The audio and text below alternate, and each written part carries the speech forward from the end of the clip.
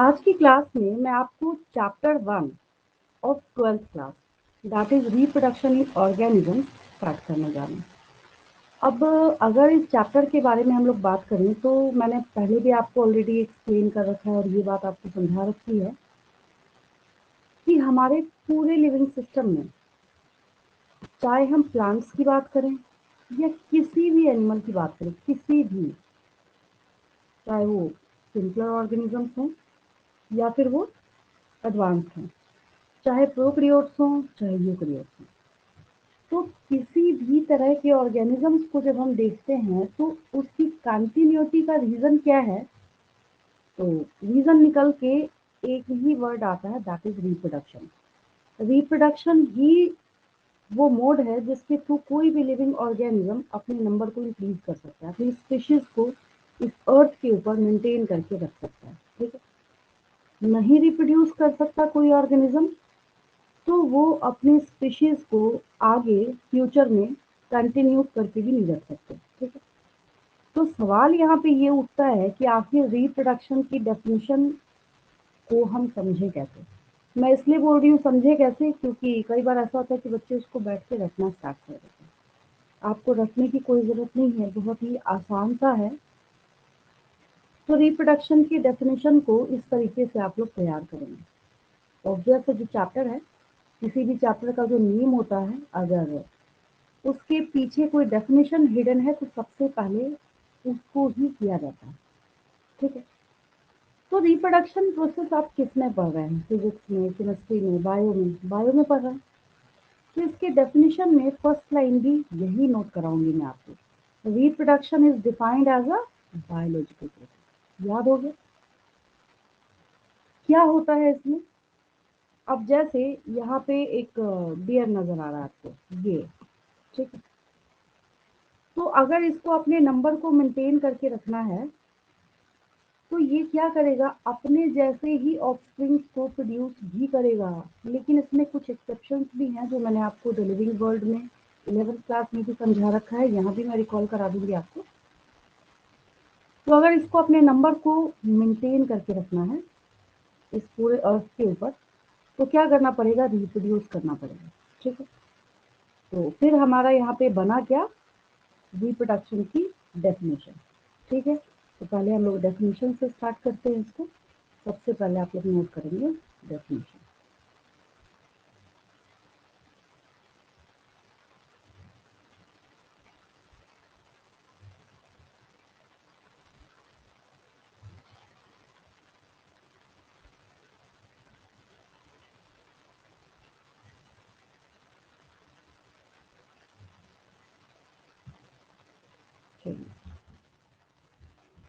Reproduction, आपको जो समझ आ रहा है वही याद रखना है, इसमें कुछ रखने की रिक्वायरमेंट नहीं है। बार बार मैं रिपीट कर रही हूँ। तो डेफिनेशन क्या निकाला आपने? तो आपने कंक्लूजन ये निकाला कि रिप्रोडक्शन एक बायोलॉजिकल प्रोसेस है। ये तो खैर क्रिस्टल क्लियर है। अब फिजिकल तो लिखेंगे नहीं, केमिकल तो लिखेंगे नहीं, बचा हमारे पास क्या? बायोलॉजिकल। तो सबसे पहले आ गया reproduction is a biological process in which any living organism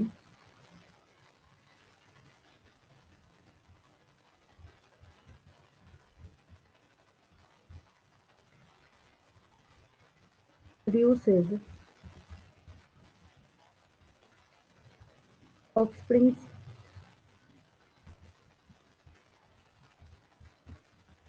offsprings मतलब क्या हो गए? उसके बच्चे हो गए। तो ये जो ऑफस्प्रिंग प्रोड्यूस करेगा, प्रोड्यूसेस ऑफस्प्रिंग, या फिर इसी को आप हमेशा क्या इस्तेमाल करते हैं? यंग वंस भी लिखते हैं आप। यंग वंस जो इसके बच्चे हो गए, which are similar to itself। अब मैं आपसे ये क्वेश्चन पूछ रही हूँ कि जो मैंने यहाँ पे लिखा है सिमिलर टू itself, इसका क्या मतलब है? आंसर करेंगे उधर से। अगर मैंने यहाँ पे लिख दिया सिमिलर टू itself, क्या मतलब है इसका? Ma'am it can be genetically similar और मॉर्फोलॉजिकली सिमिलर। अगर मैं सिर्फ वन वर्ड पूछूं तो कुछ नहीं बोलना आपको, वन वर्ड बोलना है सिमिलर टू इटसेल्फ के लिए। तो मैम आइडेंटिकल बोल सकते हैं। स्पीशीज Ma'am, it's बोल not सकते the हैं। exact copy. सेम स्पीशीज की, किसके हो गए ये, सेम स्पीशीज की, ठीक है। तो अब जैसे अगर आप एक टाइगर को देखते हैं तो वो रिप्रोड्यूस करके क्या प्रोड्यूस करेगी, अगर टाइगर है वहां पे तो टाइगर ही। तो इसमें द लिविंग वर्ल्ड चैप्टर में आपके पास दो एक्सेप्शन थे और अभी भी ऑब्वियस है यही एक्सेप्शन है आपके पास की। डेफिनेशन तो हमने बहुत आसानी के साथ लिख लिया और यहाँ पे कहीं कोई कॉम्प्लिकेशन है भी नहीं, और मेरे ख्याल से आपको लिखते लिखते याद भी हो गया, याद हो गया सबको। रिप्रोडक्शन क्या है, reproduction is a biological process in which any living organism produces offspring or young ones which are similar to itself। Clear हो गया आपको, बहुत ही आसान है, बहुत इजी है।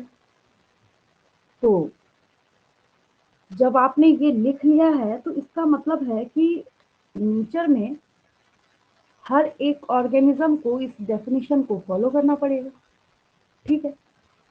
तो फॉलो करना पड़ेगा, तो इसके ऊपर एक आपके पास एक्सेप्शन आ रहा है जो मैं जैसे ही यहाँ पे मेंशन करूंगी तुरंत आपको याद आ जाएगा। यहाँ पे फर्स्ट एक्सेप्शन के बारे में अगर हम बात करें तो पहला एक्सेप्शन क्या है आपके पास कि जो म्यूल को आपने देखा है, ठीक है, तो म्यूल कैसे फॉर्म होता है, तो जब हॉर्स और donkey Horse or donkey? Interbreed करेंगे तो म्यूल प्रोड्यूस होगा, ठीक है। अब दे आर स्टेराइल कपल। अब इस एक्सेप्शन को भी हम लोग देखेंगे और इस डेफिनेशन को भी देखेंगे, ठीक है। तो पहले एक्सेप्शन आप लिख लीजिए, उसके बाद जैसे ही दोनों को कंपेयर करेंगे तो पता चलेगा कि ना तो ये डेफिनेशन इस एग्जाम्पल पे फिट हो रहा है और ना ही ये एग्जाम्पल इस डेफिनेशन को फॉलो कर रहा है, तो हमने इसको एक्सेप्शन में उठा के डाल दिया, ठीक है। एक्सेप्शन में यहाँ पे हो गया production of mule after interbreeding between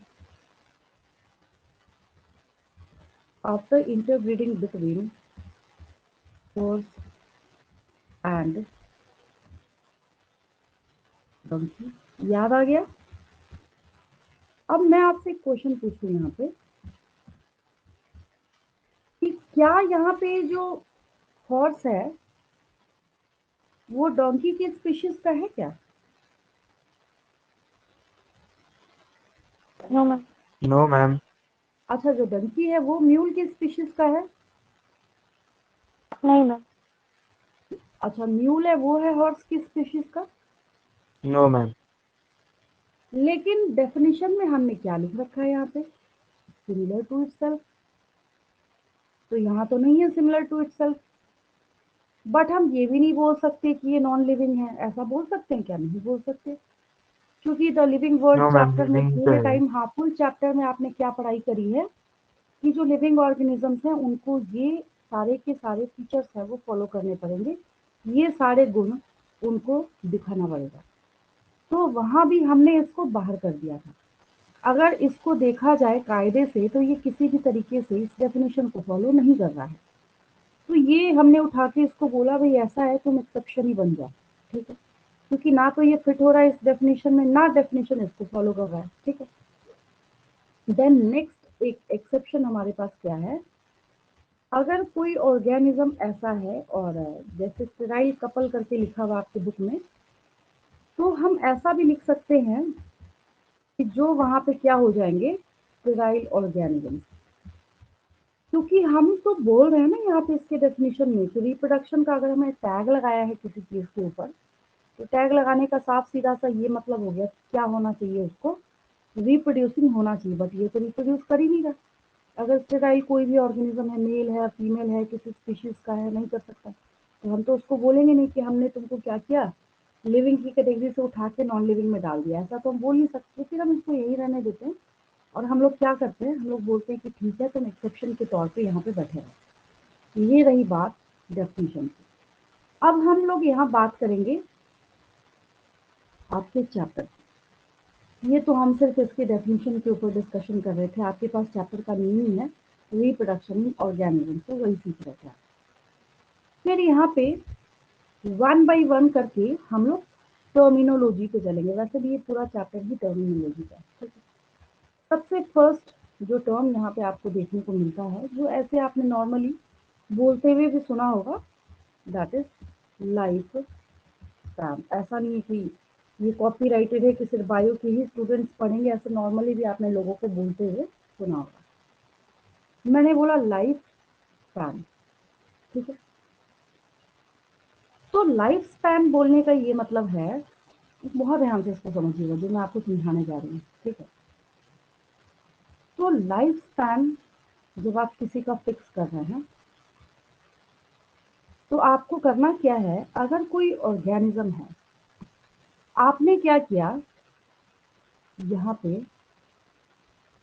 अब जो ये फर्स्ट पॉइंट है, ये जो मैंने ये पॉइंट दिया ना यहाँ पे, ये ठीक है, ये पॉइंट उसका डेट ऑफ बर्थ है। ये पॉइंट क्या हो गया, उसका डेट ऑफ बर्थ हो गया। ये वाला पॉइंट एक रिप्रेजेंटेशन है जिससे बच्चों को काफी क्रिस्टल क्लियर समझ आता है। ये क्या हो गया, उसका डेट ऑफ बर्थ हो गया, ठीक है।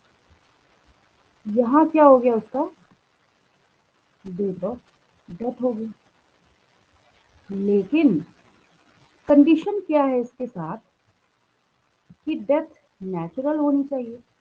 अब पता चला किसी का मर्डर हो गया, तो हम ऐसा थोड़ी बोलेंगे उसका लाइफ स्पैन जो है वो 30 ईयर्स का ही। सपोज कीजिए 30 ईयर्स में डेथ हो गई, उसकी मर्डर हो गया, तो हम तो ऐसा बोलेंगे नहीं, एक्सीडेंट हो गया, ठीक है।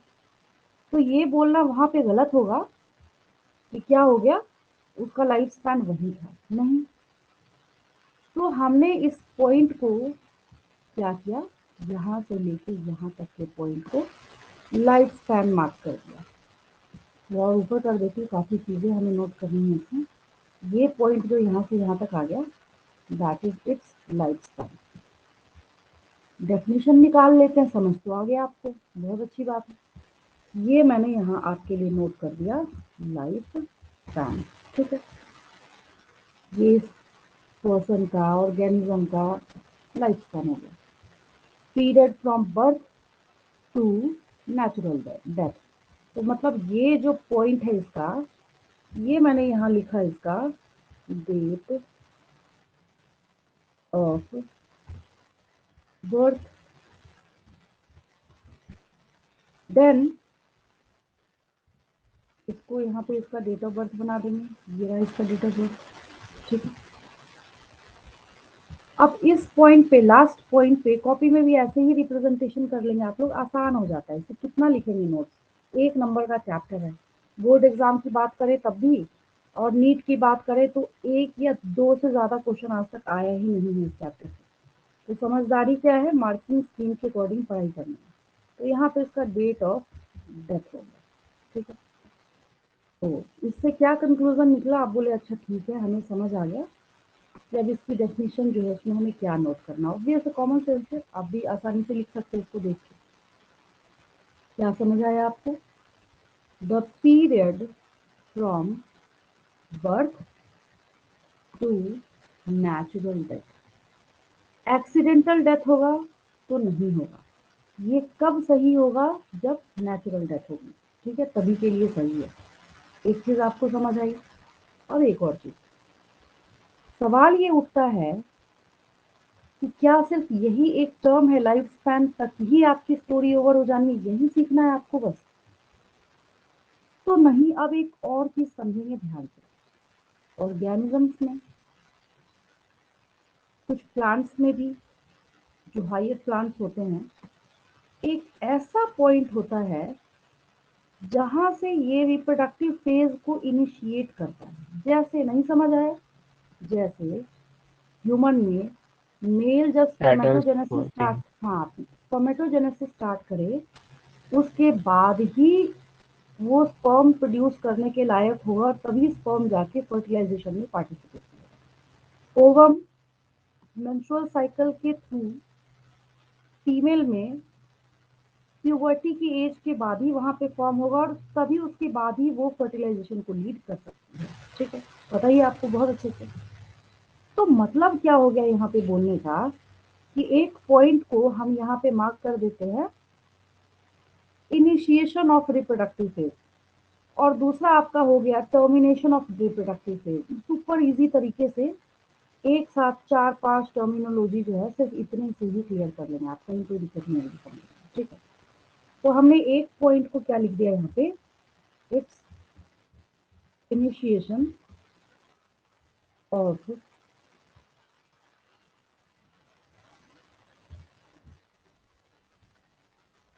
Reproductive phase. अब ये तो समझ आ गया, मैंने जैसे ही आपको एग्जांपल दिया वैसे क्रिस्टल क्लियर हो गया। अब बोलेंगे अच्छा इसका मतलब है यही ऐसा पॉइंट है जहां से जो फीमेल है उस पर्टिकुलर स्पीशीज के लिए वो रिप्रोडक्शन स्टार्ट कर सकती है, ठीक है। तो यहाँ पे हो गया इनिशिएशन ऑफ रिप्रोडक्टिव फेज, लिख देते हैं हम लोग, एग्जैक्ट हो जाएगा। तो ये कौन किस पॉइंट के लिए मैंने लिखा है, जो मैंने यहाँ पे रेड मार्क कर रखा है ना, मैंने इसके लिए लिखा है, ठीक है। फिर इसके बाद हम लोग क्या करेंगे, ये जो दूसरा रेड पॉइंट बचा, ये जो मैंने मार्क कर रखा है यहाँ पे इसके लिए बोल रही हूँ, ठीक है, इसको हम टर्मिनेशन ऑफ रिप्रोडक्टिव फेज कर देंगे। यहाँ से इनिशिएशन को रिमूव कर देना है और टर्मिनेशन कर देना है। कितना क्रिस्टल क्लियर हो गया ये। सवाल ये उठता है कि कुछ टर्म देंगे ना इसको, ऐसे हवा में तो छोड़ नहीं देंगे। ये हो गया टर्मिनेशन ऑफ रिप्रोडक्टिव फेज, ठीक है। एक इनिशिएशन है और दूसरा टर्मिनेशन है। तो इनिशिएशन भी हो गया और टर्मिनेशन भी हो गया, तो कुछ नाम देना पड़ेगा इसको, ऑब्वियस है, कुछ ना कुछ तो लेबल करेंगे। तो क्या कंक्लूजन निकला, बोलेंगे अच्छा एक काम करते हैं, इस फेज को, जो फेज आपको यहाँ पे नजर आ रहा है, इस फेज को हम लोग रिप्रोडक्टिव फेज का नाम देंगे। यहाँ से लेके मैंने रेड से मार्क किया तो इसी से कर देती हूँ ताकि आपको समझ आए। ये रहा, यहाँ से लेके यहाँ तक का पॉइंट, ये हो गया, दैट इज रिप्रोडक्टिव फेज। इसको हम लेबल करते हैं रिप्रोडक्टिव फेज। अभी तुरंत आप इससे रिलेटेड जितने भी क्वेश्चंस हैं वो फटाफट सॉल्व करेंगे। मैं पूछ भी लेती हूँ आपसे समझाने के बाद। ये इसका रिप्रोडक्टिव फेज हो गया, ठीक है। फिर एक और बात यहाँ पे फंसती है, आप बोलेंगे अच्छा ये growth phase, juvenile phase, senescent phase, ये आप 11th में भी सुन रहे थे, यहाँ भी आपको सुनने को मिल रहा है, उसको कैसे समझेंगे। तो उसको समझना ऐसे है कि जो एक ही और सबसे आसान है उसकी बात हम पहले कर लेते हैं, ठीक है। तो अगर ये टर्मिनेशन ऑफ रिप्रोडक्टिव फेज जो है, अगर हम इसकी बात करें, जहाँ पे कोई भी ऑर्गेनिज्म रिप्रोडक्शन को टर्मिनेट कर रहा है, ठीक है। तो रिप्रोडक्शन को टर्मिनेट करने के साथ साथ क्या होगा, यहाँ पे नेचर के लिए वो ऑर्गेनिज्म यूजलेस हो जाता है। यूजलेस बोलने का ये मतलब नहीं है कि उसको नेचर में रहना ही नहीं चाहिए, बोलने का ये मतलब है कि अब वो इस नेचर को अपने जैसा, अपनी स्पीशीज का कोई ऑर्गेनिज्म प्रोड्यूस करके नहीं दे सकता। तो इसका मतलब क्या हुआ कि जब तक उसकी डेथ नहीं हो जाती तब तक हमें उस फेज का कुछ ना कुछ नेम तो देना पड़ेगा। तो ये जहाँ पे इसने जैसे ही रिप्रोडक्शन को टर्मिनेट किया इस पॉइंट से लेके और टिल डेथ तक, ठीक है, हम लोग इसको सेनेसेंट फेज बोलेंगे। सुना है आपने 11th क्लास में भी, याद नहीं होगा अलग बात है, मैं दोबारा आपको रिपीट करके बता रही हूँ। और जैसे क्वेश्चन आंसर मैं आपसे पूछूंगी ऑटोमेटिकली क्रिस्टल क्लियर हो जाएगा, फिर मुझे कोई एफर्ट लगाने की जरूरत नहीं है। तो फिर क्या कंक्लूजन निकला इसका, आप बोलेंगे अच्छा अब हम समझ गए कि यहाँ से लेके और डेथ तक का जो पॉइंट हो गया इस ऑर्गेनिज्म का, वो इसका सेनेसेंट फेज हो गया। ये क्या हो गया, इसका सेनेसेंट फेज हो गया। तो इसको हम लोग मार्क कर देंगे यहाँ पे सेनेसेंट फेज। सुन रखा है आपने ये वर्ड, ये टर्म आपने 11th क्लास में भी। That is senescent phase. ये हो गया इसका सेनेसेंट फेज। यहां तक तो क्रिस्टल क्लियर हो गया सेनेसेंट फेज। आपसे क्वेश्चन पूछा जाएगा which phase is known for that period of an organism which is present between initiation of reproductive phase and termination of reproductive phase। ऐसे गुमराह करने के लिए क्वेश्चन है, तो आंसर इसका रिप्रोडक्टिव फेज ही होगा। रिप्रोडक्टिव। हाँ, आंसर इसका रिप्रोडक्टिव फेज ही होगा। फिर यहाँ क्वेश्चन अराइज होता है कि भाई जैसे ही किसी ऑर्गेनिज्म का बर्थ हुआ उसके बाद से लेके जब तक उसने रिप्रोडक्टिव फेज स्टार्ट नहीं किया तो कुछ तो नाम देना पड़ेगा उसको, ठीक है। तो इसको हम क्या करते हैं, हम लोग ऐसे इसको कैटेगराइज कर लेते हैं।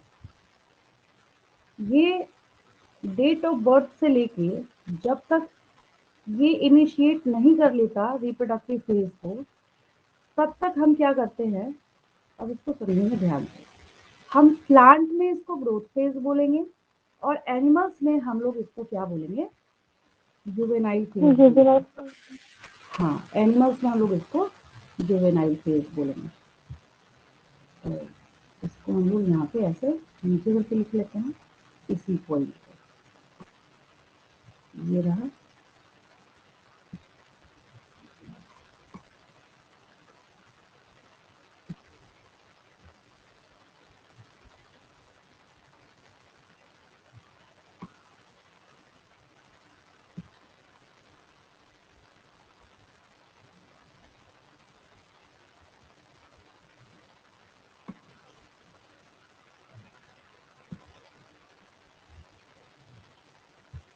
यहाँ हो जाएगा सबसे पहले ग्रोथ फेज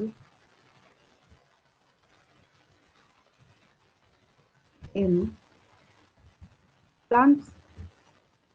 अगर इसकी बात करेंगे तो टर्म बन जाएगा आपका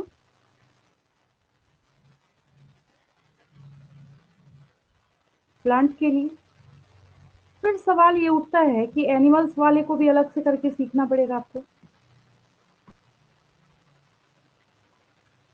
ये होगा then juvenile phase in animals.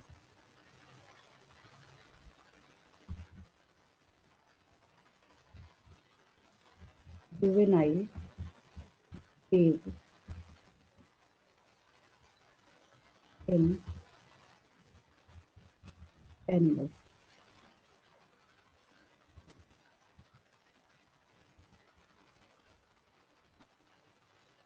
अब एक इस रिप्रेजेंटेशन की खासियत क्या है, यहाँ जितने भी वर्ड्स लिखे हुए हैं ना, जितने भी टर्म्स लिखे हैं, इनमें से अगर एक सिंगल क्वेश्चन भी कोई आपसे पूछे ना, मिस नहीं होगा। जैसे what do you understand by life span, the period from birth to natural death. याद हो गया। Name the growth phase in animals. The answer is क्या होगा, juvenile phase. Very good. Juvenile phase. And the phase between termination of reproductive phase till death, तब क्या होगा, senescent phase. senescent phase। and the phase between initiation of reproductive phase and termination of reproductive phase, reproductive phase. reproductive phase। तो ये इतने सारे जो terms हैं वो एक ही बार में आपने यहाँ पे क्या किया, क्रिस्टल क्लियर कर दिया, ठीक है। तो सबसे पहले अब हम लोग इसको लाइफ स्पैन से स्टार्ट करते हैं। कुछ और भी एक्सप्लेनेशन इसके रिगार्डिंग है।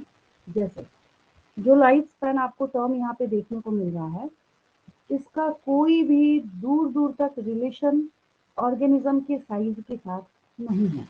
बोलने का ये मतलब है कि अगर एलिफेंट का साइज इतना बड़ा आपको दिख रहा है तो इसका ये मतलब नहीं है कि 200 ईयर्स तक का लाइफ स्पैन रिप्रेजेंट करेगा, ठीक है।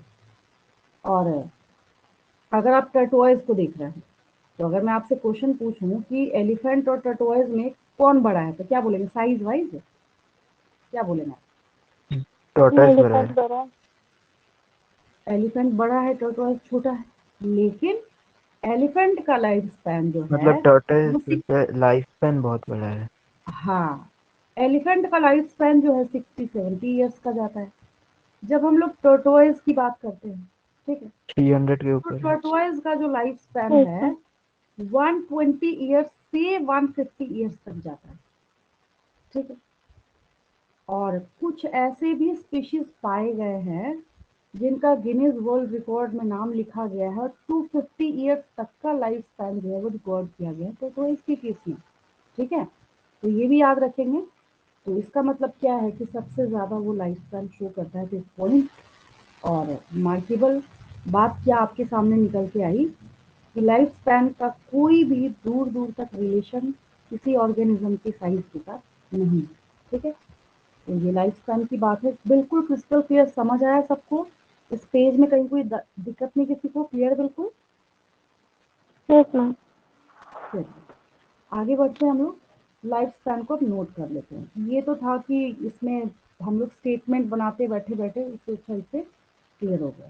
चलिए बस हम लोग यहाँ पे लाइफ स्पैन की बात करते हैं। लाइफ स्पैन आसान हो गया। क्या लिखेंगे definition? Ma'am, the period period, between birth and natural death of an organism.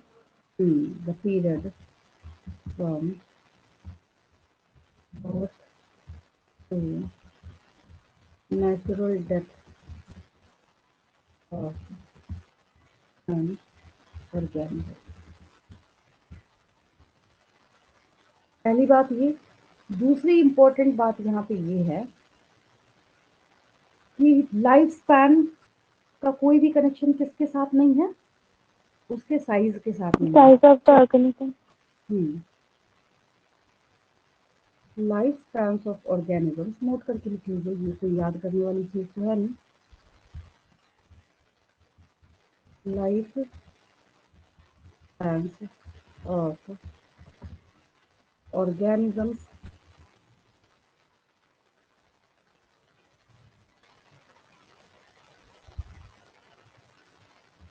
Are not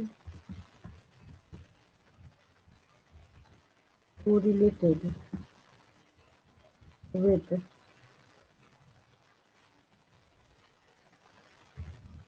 their size.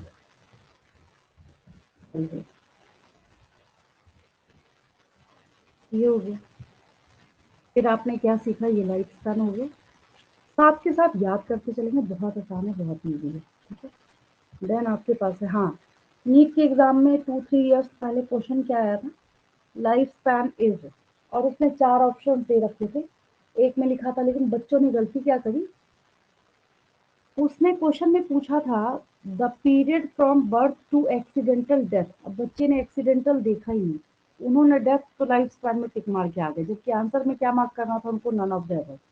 तो थोड़ी सावधानी रखेंगे वहाँ पे, और ये भी ध्यान देंगे कि मैंने सिर्फ नेचुरल डेथ तक ही मार्क कराया है आपको, उसी को आप क्या बोलेंगे? लाइफ स्पैन बोलेंगे, ठीक है। इसके बाद मैम अगर नेचुरल आपने डेथ सीखा, लिखा नहीं गया तो वो मार्क नहीं करना है। नहीं तब नहीं मार्क करना है, ठीक है। और अगर किसी भी अदर तरीके से है तो वो जरूर वहाँ पे एक्सीडेंटल डेथ हो, मर्डर हो, कुछ भी हो, मार्क जरूर करेगा आपको, चेक करने के लिए कि आपने ध्यान दिया या नहीं दिया क्वेश्चन पे, ठीक है।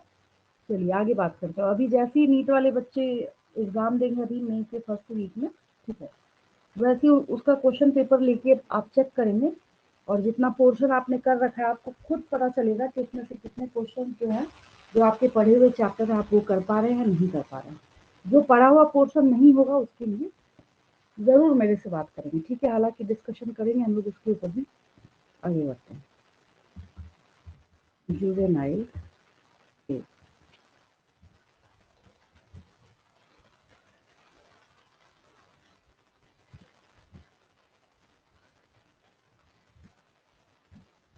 शॉर्ट में लिखेंगे ग्रोथ फेज इन एनिमल्स।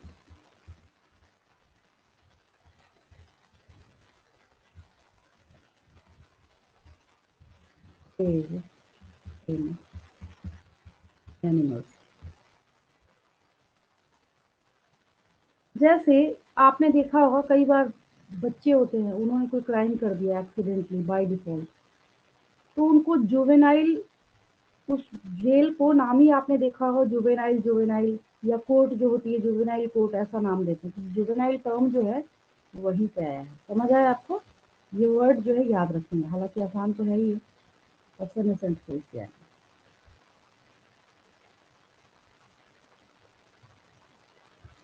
लेकिन जो सेनेसेंट फेज है, अगर हम प्लांट के पॉइंट ऑफ व्यू से बात करें, तो ऐसे तो मैंने आपको सिखा दिया, समझने में आपको दिक्कत भी नहीं आई। लेकिन अगर हम प्लांट के पॉइंट ऑफ व्यू से बात करेंगे तो हम वहाँ पे एक और स्टेटमेंट ऐड कर सकते हैं कि सेनेसेंस, या in process of senescence a cell stops dividing but doesn't die. Dividing तो बंद कर दिया, लेकिन ऐसा भी नहीं कि उसी टाइम डेथ हो जाएगी उसकी। That is senescent phase. Senescent phase.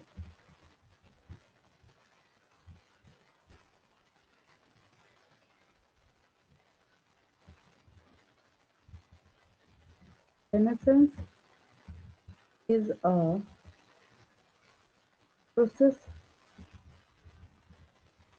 by which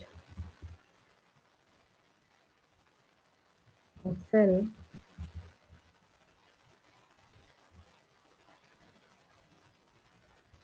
ages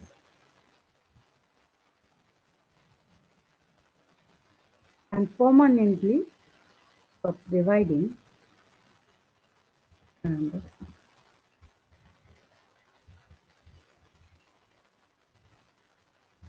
permanently stops dividing but does not die.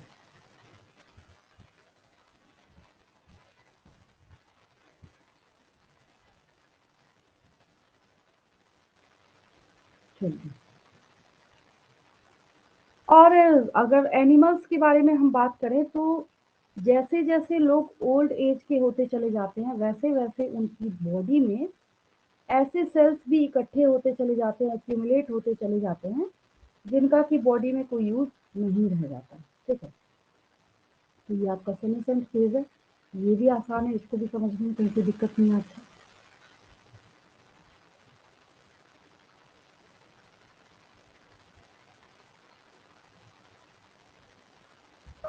Ma'am, हाँ बोलिए। Ma'am, senescent and aging is the same thing. Ageing कई बार ऐसा होता है ना कि किसी पर्सन ने, अगर हम पर्सन की बात करें, अगर हम इंग्लिश के पॉइंट ऑफ व्यू से बात करें, ठीक है, बोल हालांकि सकते हैं, उसमें कोई दिक्कत नहीं है।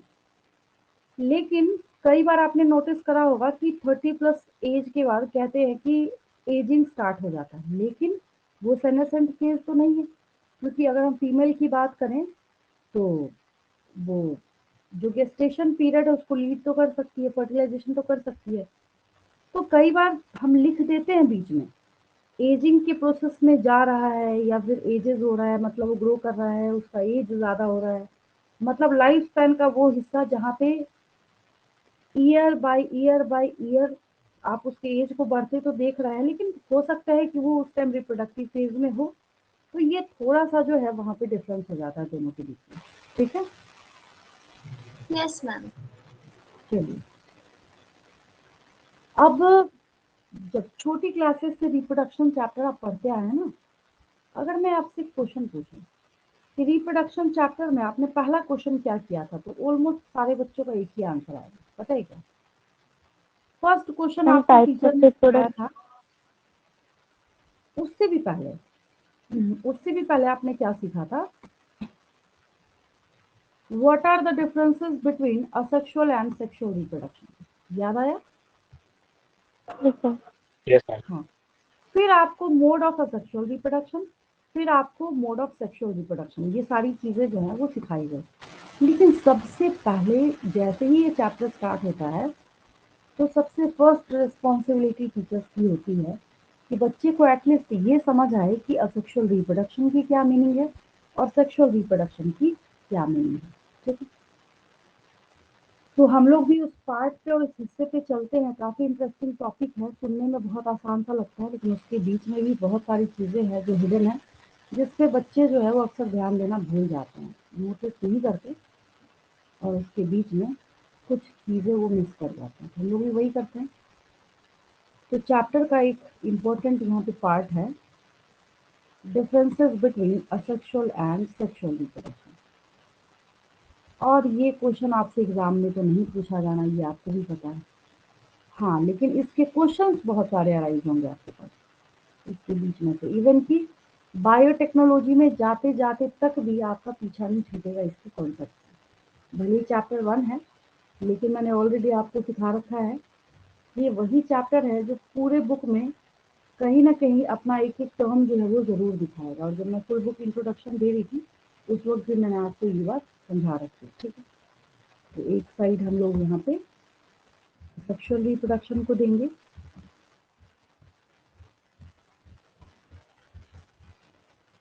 Next side sexual reproduction.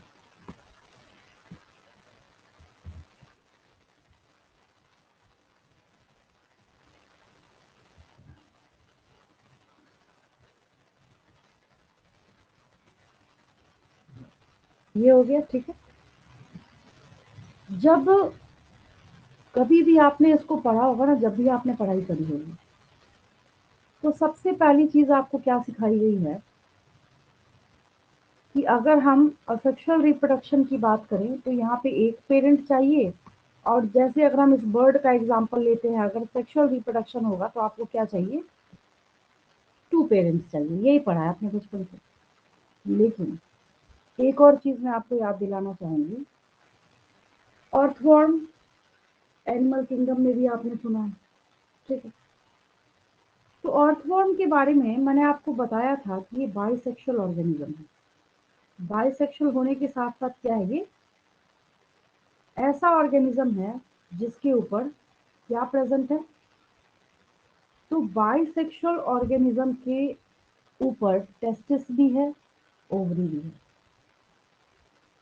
तो है तो यहाँ पे सिंगल पेरेंट ना, लेकिन फिर भी वो सेक्सुअल रिप्रोडक्शन तो कर रहा है। फिर बच्चे कहते हैं कि ठीक है मैम, उसमें कुछ ऐसा मैकेनिज्म है कि वो एक साथ दोनों को मैच्योर नहीं करता। सही बात है, नो डाउट, ठीक है। तो आप एक काम करेंगे, एक और एग्जांपल मैं आपको देती हूँ इसके लिए। जब chapter 2 that is sexual reproduction in flowering plants पे जब आप जाएंगे, तो आपके पास एक डायग्राम है, ठीक है, जहां पे आपको क्लिस्ट्रोगेमस फ्लावर शो किया गया है। मैं रिप्रेजेंट करती हूँ आपको। ये डायग्राम अवेलेबल है, आप जैसे बुक टर्न करेंगे आपको ऑटोमेटिकली दिख जाएगा।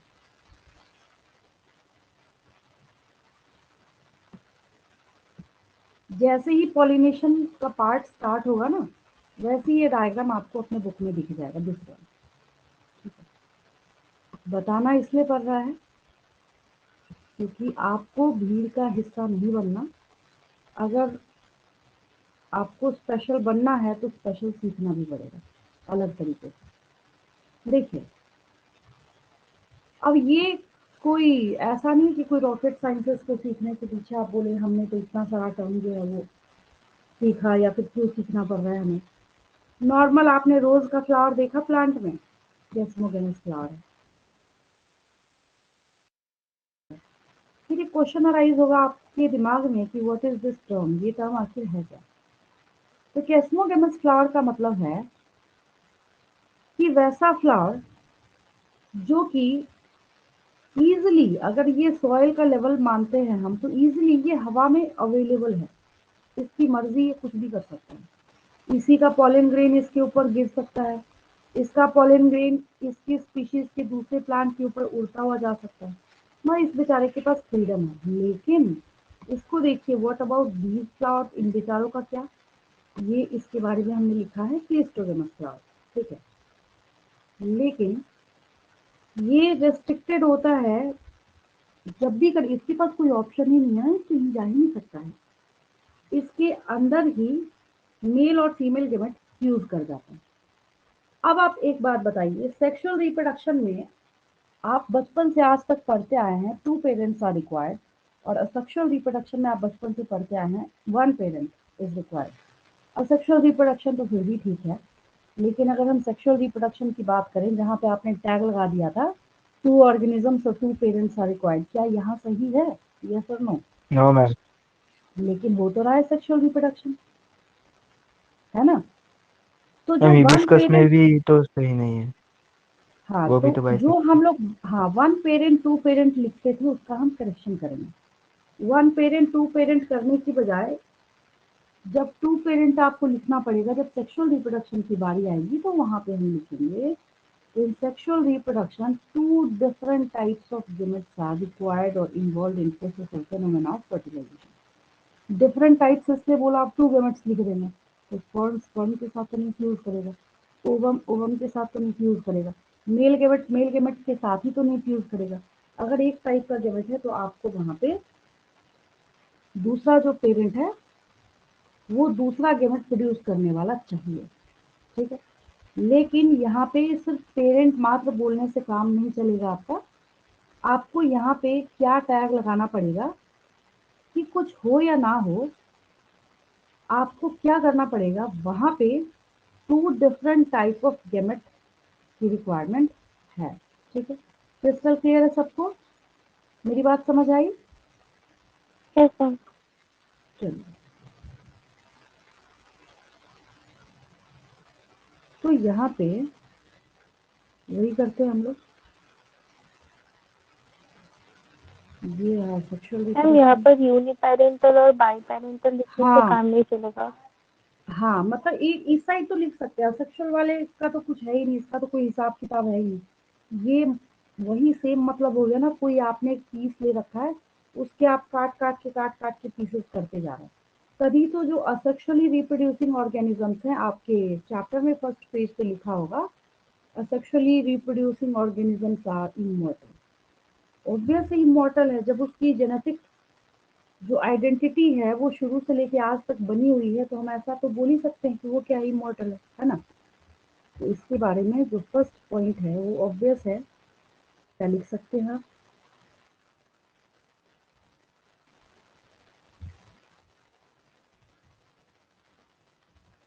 Mode of reproduction, mode of reproduction in which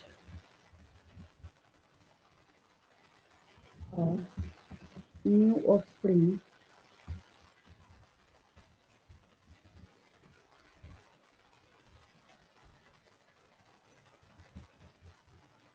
is produced by a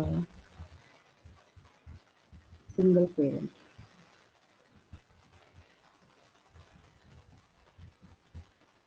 लेकिन जैसे ही सेक्सुअल रिप्रोडक्शन की बारी आएगी, हम क्या करेंगे, इस डेफिनेशन में करेक्शन करेंगे जो आपने अभी तक सीखा है, ठीक है। 2 types of gametes are involved. हाँ, जैसे ना आपको एक बात और बता देती हूँ, ऐसा नहीं है कि ये आप सिंपलेस्ट फॉर्म में लिख रहे हैं तो इतना ही सिंपल आपको दिखेगा, बहुत सारी चीज़ें हैं इसमें, जैसे the production of new living organisms by combining genetic information from 2 individuals of 2 different types. मतलब क्या हुआ बोलने का, भाई मोरल ऑफ द स्टोरी तो वही है, आप इसमें जितना भी घुमाना है घुमा लीजिए, ठीक है। फिर कई बार आप देखेंगे और स्टेटमेंट बनाया होगा, in which male gametes are motile while female gametes are station. भाई जब बच्चा पढ़ेगा रिप्रोडक्शन, और वैसे भी जब ह्यूमन रिप्रोडक्शन की पढ़ाई आपको करनी है, वो तो डिटेल है ही है। यहाँ तो सिर्फ आपसे यही पूछा जा रहा है ना, what are the differences between sexual and asexual reproduction, तो डिफरेंस का मतलब तो डिफरेंस होता है, ठीक है। तो यहाँ पे जो आपने लिखा है, ये अ मोड ऑफ रिप्रोडक्शन, जैसे इसको आप लिख रहे हैं, ठीक है। तो इसमें हम क्या करेंगे, ज़रूर लिखेंगे, अब यहाँ से हम लोग ये सारी चीज़ें हटा देते हैं। A mode of reproduction in which a new offspring is produced by, क्या हटाना है, ये देखिए, मैंने जानबूझ के कॉपी किया ताकि आपको पता चले, कि यहाँ पे डिफरेंस क्या है। Produced by fusion between two different types of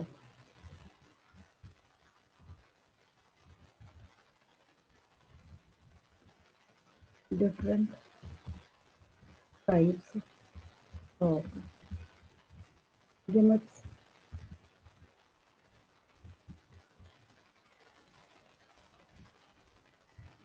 that is one male gamete and one female gamete.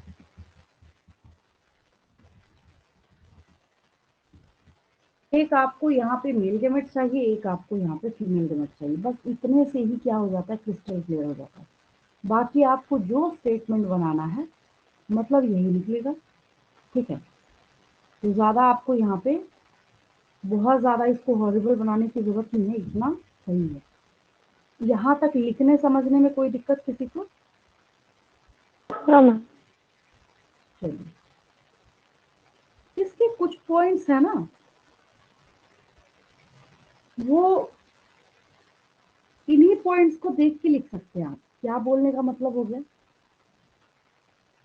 जब ये असेक्सुअल रिप्रोडक्शन जो है किसी दूसरे टाइप के पेरेंट की इन्वॉल्वमेंट रख ही नहीं रहा है, ठीक है, तो हम लोग यहाँ पे लिख सकते हैं या नहीं लिख सकते हैं, offsprings are genetically similar to parents? Yes ma'am. लिख सकते हैं ना, आसान, क्या दिक्कत है। तो यहाँ हो मैम जाएगा, क्लोन्स आर फॉर्म्ड। बस यही बात हो गई, ठीक है।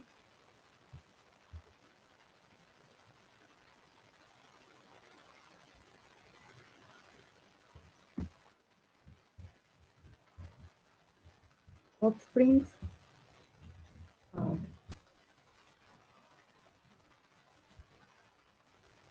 genetically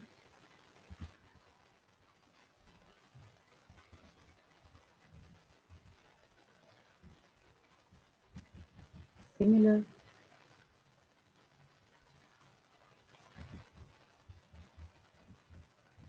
to parents, और सेक्सुअल रिप्रोडक्शन में तो सवाल ही नहीं उठता है, इम्पॉसिबल है। जब सेक्सुअल रिप्रोडक्शन की बात करेंगे ना, इसी का जो अपोजिट पॉइंट आएगा है।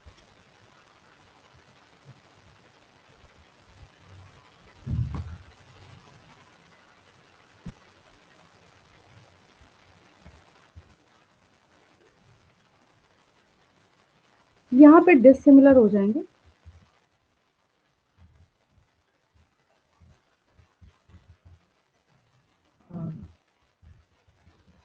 जेनेटिकली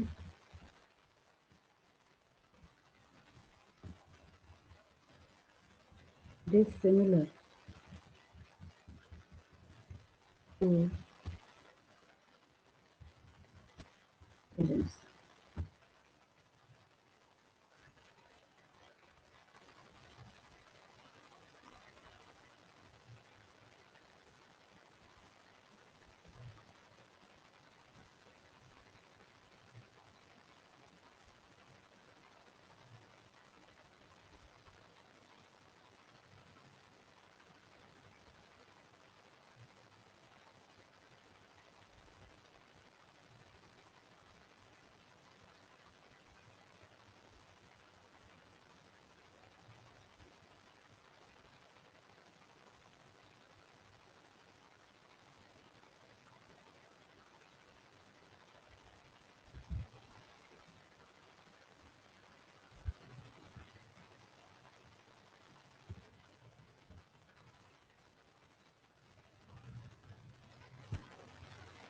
हो गया ये।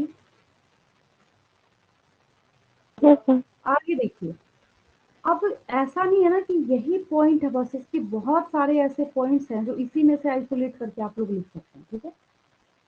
इसको करेंगे जरूर, इसमें बहुत सारे पॉइंट्स हैं। जैसे असेक्सुअल रिप्रोडक्शन वाले साइड में हम लोग लिख सकते हैं या नहीं लिख सकते हैं, the rate of reproduction is faster, yes और no. Asexual yes ma'am. Reproduction में क्या होगा, the rate of reproduction is faster.